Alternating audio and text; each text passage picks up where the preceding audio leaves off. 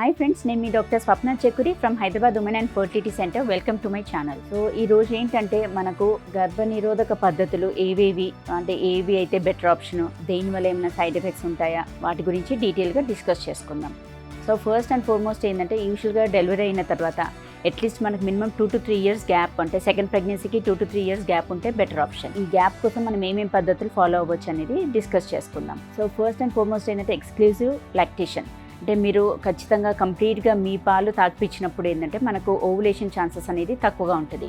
కొందరికి ఏంటంటే పీరియడ్ రాదు, లైక్ డెలివరీ తర్వాత ఆల్మోస్ట్ 1 year వరకు రాదు, కొందరికి 6 months వరకు రాదు.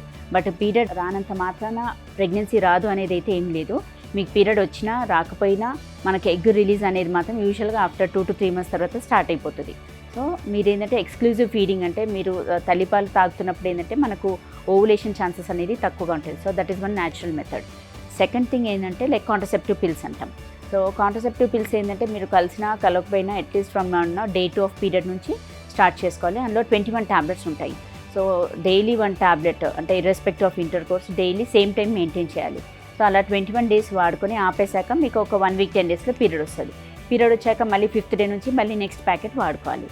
సో కాకపోతే ఏంటంటే కాంట్రసెప్టివ్ పిల్స్ ఏంటంటే సరే 100% సేఫ్టీ గ్యారంటీ అంటాము, బట్ అదేంటంటే over a long time use అనేది అడ్వైజబుల్ కాదు. సో టెంపరీగా ఒక 2 to 3 months అయితే మ్యాక్స్ 6 months అనేది వాడుకోవచ్చు. కాకపోతే ఫర్ అ లాంగర్ పీరియడ్స్ అన్నప్పుడు మాత్రం మనం అడ్వైస్ చేయము. అండ్ కొందరికి ఏంటంటే contraceptive pills avoid చేయమంటాం.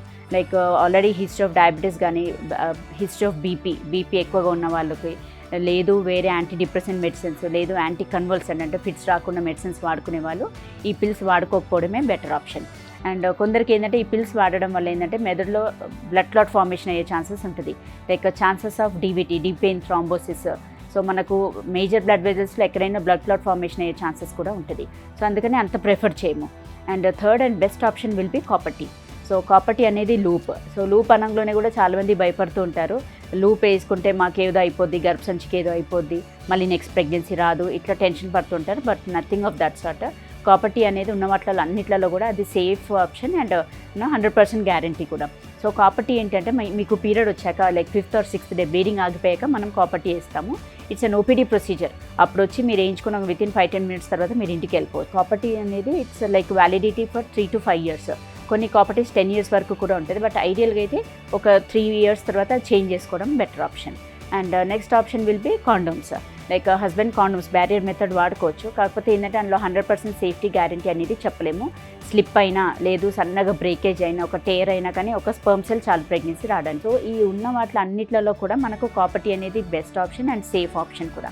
So friends, ఈ వీడియోలో ఏంటంటే మనకు ప్రెగ్నెన్సీ రాకుండా ఫస్ట్ అండ్ సెకండ్ ప్రెగ్నెన్సీ మధ్యలో గ్యాప్ తీసుకోవడానికి ఏమేమి పద్ధతులు అవైలబుల్ ఉన్నాయి అనేది తెలుసుకున్నాము. ఈ వీడియో మీకు నచ్చినట్లయితే, ఇన్ఫర్మేటివ్ అనిపించినట్లయితే please like my video and share with your friends and needy people. Thank you.